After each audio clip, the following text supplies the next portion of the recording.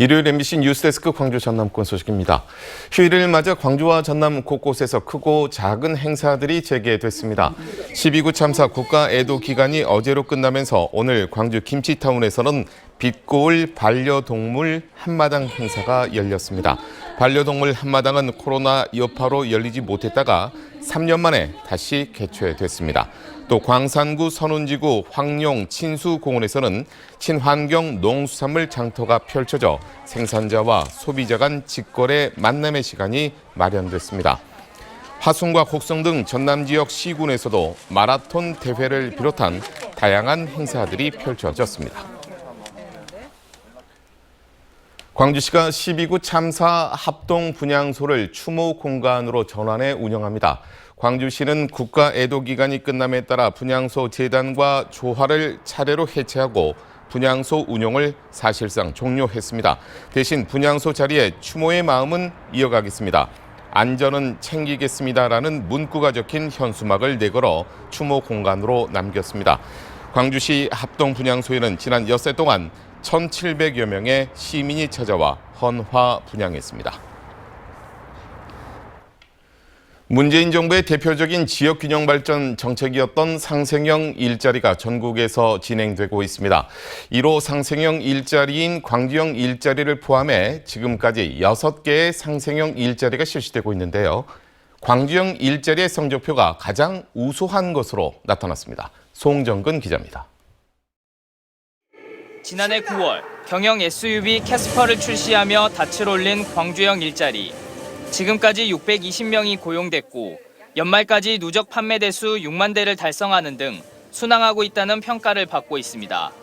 실제로 양양자 의원이 낸 자료를 살펴보면 전국 6개 상생형 일자리 가운데 계획에 맞게 운영되고 있는 곳은 광주형 일자리밖에 없는 것으로 나타났습니다. 광주형 일자리는 투자와 고용, 매출 생산 부문에서 목표를 달성하고 있지만 구미형 일자리는 투자와 고용 부문의 실적이 10% 정도밖에 안 되고 군산형 일자리는 생산 부문의 실적이 목표 대비 1%밖에 되지 않습니다. 밀양형 일자리와 횡성형 일자리 역시 실적이 목표를 한참 밑돌고 있습니다. 일자리는 단계별 생산 계획에서 지금 현재 620명 채용이 되고 있고 2교대 인력이 되고 또 전기차까지 병행해서 생산이 된다면은 1,000여 명까지 이렇게 채용이 될 겁니다. 캐스퍼 흥행으로 안착하고 있는 광주형 일자리가 제대로 자리매김하려면 숙제도 남아 있습니다.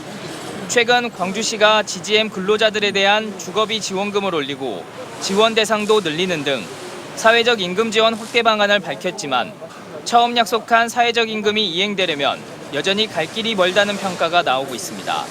또 타 시도의 상생형 일자리 대부분이 차량과 관련된 일자리여서 내연기관차에서 전기차로 전환하려고 계획하고 있는 광주형 일자리의 경쟁력이 떨어질 수 있다는 우려도 제기되고 있습니다.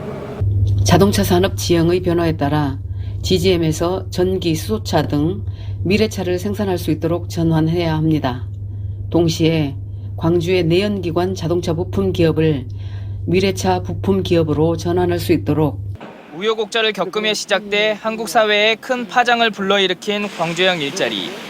이제 성공이라는 마침표를 찍기 위해선 남아있는 과제를 해결해 노사가 함께 발전하는 상생 일자리로 거듭나는 일이 남았습니다. MBC 뉴스 송정근입니다. 광주 도심 군공항 이전을 국가 주도로 추진하게 하는 특별법이 발의됐습니다. 더불어민주당 송갑석 의원은 군공항 이전과 관련해 사회 간접자본 구축과 이전 지역 지원 등의 비용을 국가 재정으로 지원하고 정부 재원에 선제적 투입이 필요할 경우는 부지 개발 사업 실시 계획 이전에도 지원할 수 있도록 하는 내용 등을 담은 특별법 제정안을 대표 발의했다고 밝혔습니다. 특별법 공동 발의에는 광주 지역 국회의원을 비롯해 25명의 의원이 참여했습니다.